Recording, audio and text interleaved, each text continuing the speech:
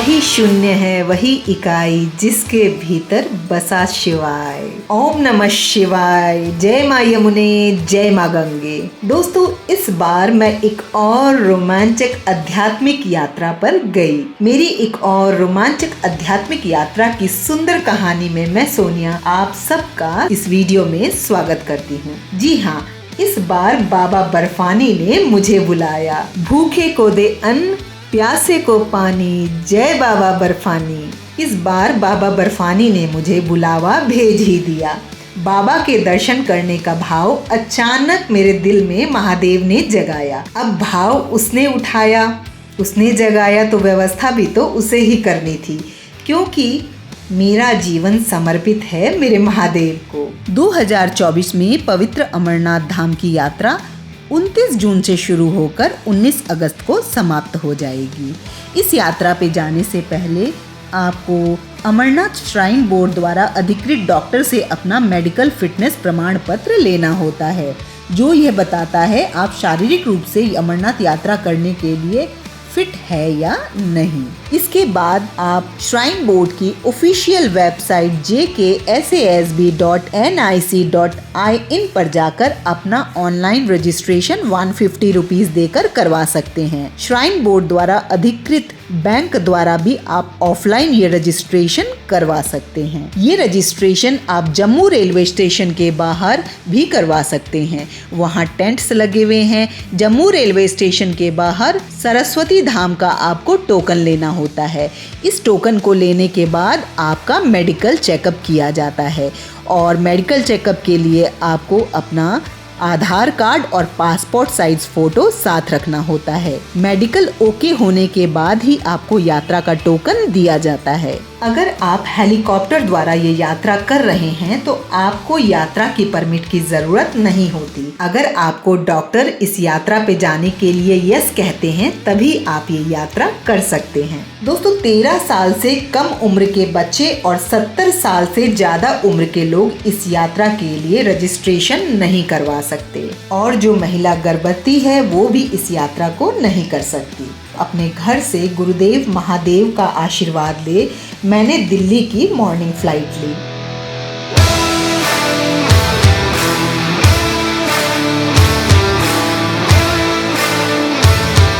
चार 5 घंटे का होल्ड मुझे दिल्ली में करना था श्रीनगर की फ्लाइट लेने के लिए। तो दोस्तों, शरीर को बहुत तेज भूख लग गई और यहाँ हाई प्राइस पे मैंने ये ठीक ठाक सा डोसा खाया। फ्लाइट हमारी लेट आई।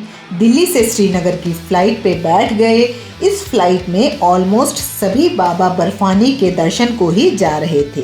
सबने बाबा का जयकारा लगाया फ्लाइट टेक ऑफ के साथ। भाई बम बम बोले के भाई बम बोले शाम हो गई हमें श्रीनगर पहुंचते पहुंचते। मुझे लेने मुश्ताक भाई आए। हाथ में मेरे नाम का बैनर इन्होंने पकड़ा हुआ था। श्रीनगर के मौसम में ग्लोबल वार्मिंग का असर साफ साफ मैं महसूस कर रही थी। बहुत ज़्यादा ह्यूमिडिटी और गर्मी थी यहाँ। मैं श्रीनगर पहले 2 बार आ चुकी हूँ, पर ये मौसम मुझे यहाँ पहली बार मिला। इतनी गर्मी। डल लेक पे शिकारा मुझे लेने आ चुकी थी। मेरा आज का स्टे हाउस बोट पे था।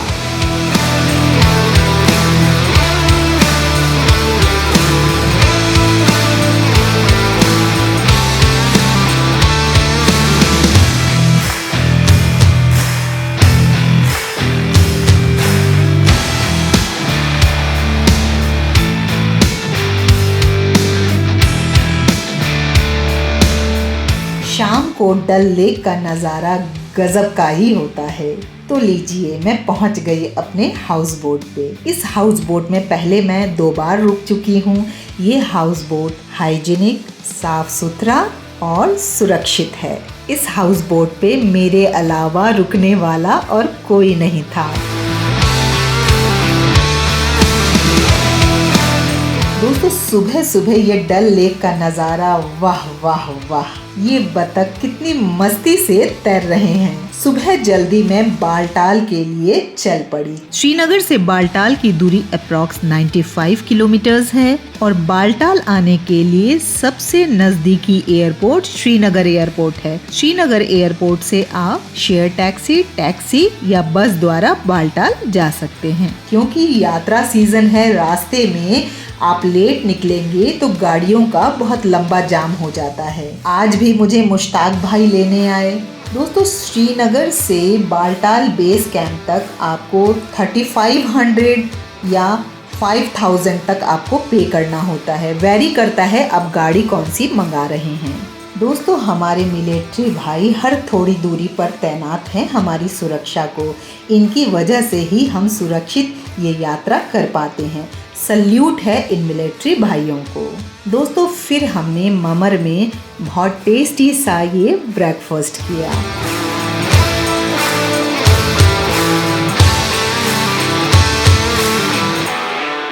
ये देखिए, अपने लखनऊ वाले का भंडारा का यहाँ बैनर लगा है।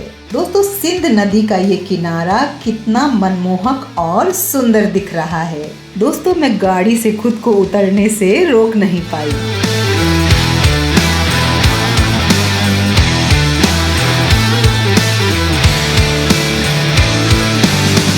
दोस्तों, बालटाल से पहले आपके पूरे सामान की और आपकी चेकिंग की जाती है। तो सोनमर्ग के रास्ते दोस्तों हम पहुंच गए बालटाल। बालटाल बेस कैंप से पार्किंग से भी बहुत पहले हमारी गाड़ी को रोक दिया गया, क्योंकि आज यात्रा में यहाँ भीड़ बहुत ज़्यादा थी। यहाँ से शटल टैक्सी या बस लेकर आपको बेस कैंप तक जाना होता है। दोस्तों, काफ़ी इंतज़ार करने के बाद मुझे ये गाड़ी मिली और धूप तो इतनी तेज़ थी, तीखी थी कि मैं क्या बताऊँ, मैं बहुत परेशान हो रही थी। दोस्तों, बेस कैंप पे पहुँचते ही पहले हमारे सामान की और हमारी चेकिंग की गई फिर से। दोस्तों, बेस कैंप पहुंचते ही मुझे कुछ समझ में नहीं आ रहा था मैं कहाँ क्या करूं। फिर महादेव जी ने एक अनजाने मित्र को भेजा मेरी मदद के लिए और उन्होंने मुझे RFID कार्ड कहाँ से बनवाना है, कैसे क्या करना है, पूरा मुझे समझाया। तो मैं इस अनजाने मित्र का बहुत बहुत धन्यवाद करती हूँ। दोस्तों, RFID कार्ड यहाँ कई काउंटर्स बने हुए हैं, यहाँ आप बनवा सकते हैं और मैंने कई लोगों को यहाँ ऑफलाइन रजिस्ट्रेशन करवाते हुए भी देखा। तो यहाँ आपकी जानकारी के लिए काफ़ी लोग अपने काउंटर्स पे बैठे हुए हैं। दोस्तों, फिर मुझे अपने रहने के लिए टेंट ढूंढना था। तो दोस्तों, श्राइन बोर्ड का ये रूम भी आप बालटाल बेस कैंप पे ले सकते हैं। इस रूम में 4 बेड होते हैं और सबसे अच्छी बात, आपको वॉशरूम यहाँ अटैच मिल जाता है। ये सुविधा आपको कहीं भी टेंट पे नहीं मिलेगी। लेकिन मैं दोस्तों यहाँ बालटाल बेस कैंप में नहीं रुकना चाहती थी। मैं डोमेल एक्सेस गेट पे रुकना चाहती थी, जहां से ये यात्रा शुरू होती है। दोस्तों, कुछ यूट्यूबर्स ने बहुत भ्रामक वीडियो डाल रखे हैं, आपको हर सेकंड यहाँ फ्री ऑटो टैक्सी या कुछ भी सुविधा मिलती है डोमेल गेट पे जाने के लिए, जबकि ऐसा कुछ भी नहीं था। ये मैंने खुद देखा। सामान लेकर 3.5 किलोमीटर बेस कैंप से डोमेल गेट तक मैं पैदल गई। तब तक एक भी गाड़ी या टैक्सी मैंने नहीं देखी। दोस्तों, डोमेल गेट पे इस अनजाने मित्र ने ही टेंट ढूंढने में मेरी मदद की और मुझे यहाँ एक पर्सनल टेंट थोड़े हाई प्राइस पे मिल गया। दोस्तों, यहाँ मैंने बाय करके ये राजमा चावल खाया रात को, और रात में जल्दी सो जाना चाहती थी ताकि 2 बजे मैं यात्रा की लाइन पे लग सकूं। लेकिन तब करके ही आप बाबा बर्फानी के दर्शन कर सकते हैं। तो दोस्तों, रात को इतनी तेज़ आंधी और तूफान आने लगा, ऐसा लगा जैसे मेरा ये टेंट बस उड़ जाएगा। रात के 1:30 बज रहे हैं और हम हैं बालटाल बेस कैंप में। तो बाबा बर्फानी ने बुलाया है दर्शन करने को, लेकिन इतनी हवा और तेज़ आंधी चल रही है, ऐसा लग रहा है मैं तो रात को उठ के बैठ गई टेंट में, ये टेंट उड़ जाएगा जैसे। बाबा ही जाने कैसे वो ये यात्रा पूरी करवाएंगे। हर हर महादेव। और मेरे टेंट में पानी भी घुस गया। सारी रात मैंने बैठकर निकाली। दोस्तों, यहाँ सबसे ज़्यादा अगर मुझे कोई दिक्कत हुई तो वो हुई वॉशरूम जाने की। आपको टेंट में वॉशरूम नहीं मिलता है, आपको पब्लिक वॉशरूम यूज़ करना होता है और जो कि इतना गंदा होता है कि मैं क्या बताऊं। दोस्तों यहाँ भंडारे तो भरपूर हैं, लेकिन आदमी इतना खाएगा तो जाएगा भी, तो जाने के लिए वॉशरूम क्लीन करने वाले पर्सन्स भी होने चाहिए, लेकिन ऐसी सुविधा मैंने यहाँ कुछ नहीं देखी। वॉशरूम बहुत ज़्यादा गंदे थे और अकेली फीमेल के लिए ये सारी चीज़ें मैनेज करना दोस्तों बहुत मुश्किल है। तो मुझे ये बहुत ज़्यादा अव्यवस्था और दिक्कत महसूस हुई। सुबह के 4 बजे अब डोमेल गेट खुल चुका था। बारिश अभी थोड़ी थोड़ी रुकी थी। ये गेट सुबह 10 बजे तक दोस्तों खुला रहता है, उसके बाद ये बंद कर दिया जाता है।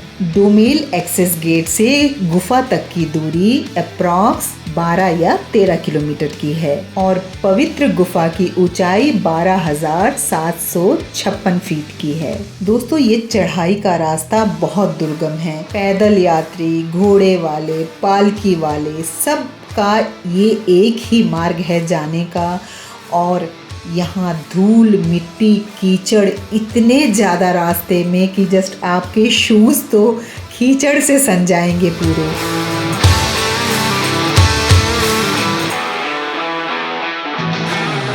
अपना पिट्ठू, बैग या सामान जो भी आप ऊपर ले जा रहे हैं वो कम से कम रखें, क्योंकि आप लगेज के साथ ऊपर चढ़ेंगे तो आपको चढ़ाई में बहुत दिक्कत महसूस होगी। और एक फेस मास्क ज़रूर रखें या स्कार्फ। धूप से खुद को बचाने के लिए एक कैप ज़रूर रखें, सनस्क्रीन ज़रूर लगाएं। दोस्तों मैंने जिस दिन ये यात्रा की उस दिन तो मौसम अच्छा था, लेकिन रास्ते में बहुत ज़्यादा कीचड़ था। दोस्तों आप ऊपर जब भी चढ़ाई चढ़ें, सामान जितना कम ले जा सकते हैं उतना हल्का अपना बैग रखें, वरना इतने बोझ के साथ इतनी ऊपर और खड़ी चढ़ाई चढ़ना बहुत तकलीफ़ देगा आपको। दोस्तों अपने साथ रेन कोट ज़रूर रखें और वो भी लाइट वेट वाला। और शूज़ आप ट्रैकिंग वाले, वाटरप्रूफ वाले पहने तो ज़्यादा अच्छा रहेगा, नहीं तो बहुत अच्छी ग्रिप के शूज़ पहने।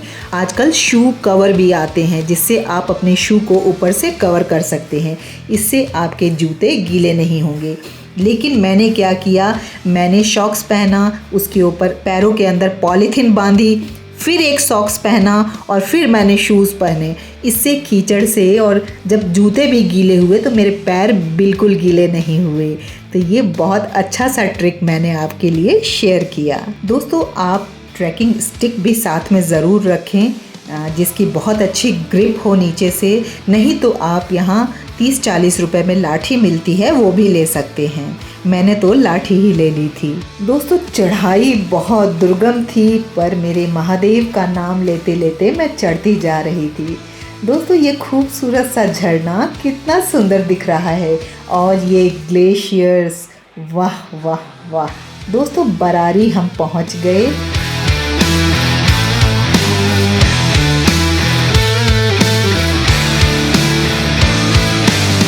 रास्ते में ऑक्सीजन की सुविधा भी मौजूद है। दोस्तों पवित्र गुफा के रास्ते में अमरावती और पंचतरणी नदियों का संगम आता है।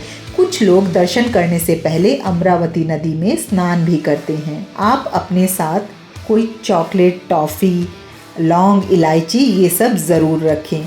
ये चॉकलेट या टॉफ़ी चूसने से आपको ज़्यादा प्यास नहीं लगती है और आपका चढ़ाई में गला भी नहीं सूखता है। लौंग, इलायची आप चूसते रहें जिससे आपके शरीर को थोड़ी गर्मी मिलती रहे। पानी ज़्यादा ना पिएं, क्योंकि पानी ज़्यादा पिएंगे तो वॉशरूम भी आएगा और वॉशरूम की सुविधा रास्ते में हर जगह पे नहीं है। दोस्तों अपने साथ ORS का घोल एक छोटे बॉटल में बनाकर ज़रूर रखें और अगर पॉसिबल हो तो एक गर्म पानी का फ्लास्क भी ज़रूर रखें, क्योंकि गर्म पानी से आपको सांस लेने में जहाँ दिक्कत होती है बहुत राहत मिलती है। और दोस्तों कपूर ज़रूर साथ रखें, लेकिन किसी नैपकिन या कपड़े में लपेट कर उसको सूंघे, डायरेक्ट ना सूंघे, नहीं तो ज़्यादा सूंघने से आपको चेस्ट कंजेशन हो सकता है। इस यात्रा में दोस्तों मेरे गुरुदेव ने मेरी इतनी मदद की कि मैं क्या बताऊं। यहाँ तक कि मेरा पिट्ठू वाला बैग भी कैरी करने के लिए एक सरदार भाई सामने आ गए और वो पवित्र गुफा तक मेरा बैग लेकर भी गए और लेकर भी आए। जैसे महादेव मुझे गोदी पे उठा के ले जा रहे थे ऊपर। लेकिन आपको तप करके ही जाना था। तो रास्ता ज़रूर दुर्गम है, लेकिन आपकी आस्था अगर महादेव में भरपूर है तो वो ज़रूर आपको आपकी मंजिल तक पहुंचाएंगे। दोस्तों ये यात्रा आप हेलीकॉप्टर द्वारा भी कर सकते हैं। हेलीकॉप्टर आपको सोनमर्ग से पंचतरणी पे उतार देती है और पंचतरणी से आप घोड़ा, पालकी या पैदल अपनी सुविधा के हिसाब से पवित्र गुफा तक जा सकते हैं। ये हेलीकॉप्टर की टिकट आप श्राइन बोर्ड की ऑफिशियल वेबसाइट से ले सकते हैं या किसी ट्रैवल एजेंट द्वारा आप एक अच्छा सा पैकेज भी ले सकते हैं। दोस्तों चलते चलते हम पहुंच गए काली टॉप। यहाँ माँ काली की इस पहाड़ पे एकदम स्पष्ट आकृति स्वयं निर्मित है। दोस्तों यहाँ से पवित्र गुफा के पहले दर्शन भी होते हैं। दोस्तों मैं पहुँच गई पवित्र गुफा के बाहर। यहाँ आकर बाबा को बारंबार धन्यवाद दे रही हूँ। बाबा आपने मेरी कितनी मदद की और मुझे यहाँ तक पहुँचाया, इसके लिए मैं बहुत बहुत बारंबार धन्यवाद करती हूँ अपने महादेव का और उन तमाम दोस्तों का जिन्होंने इस यात्रा में अनजाने मित्र बनकर मेरी इतनी ज़्यादा मदद की।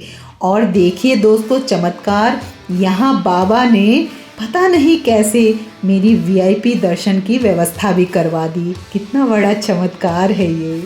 मैं उन तमाम मित्रों को फिर से बहुत सारा धन्यवाद करती हूँ और उनके लिए प्रार्थना करती हूँ उनको मेरे महादेव बहुत शक्ति दे और उनका ख्याल रखे।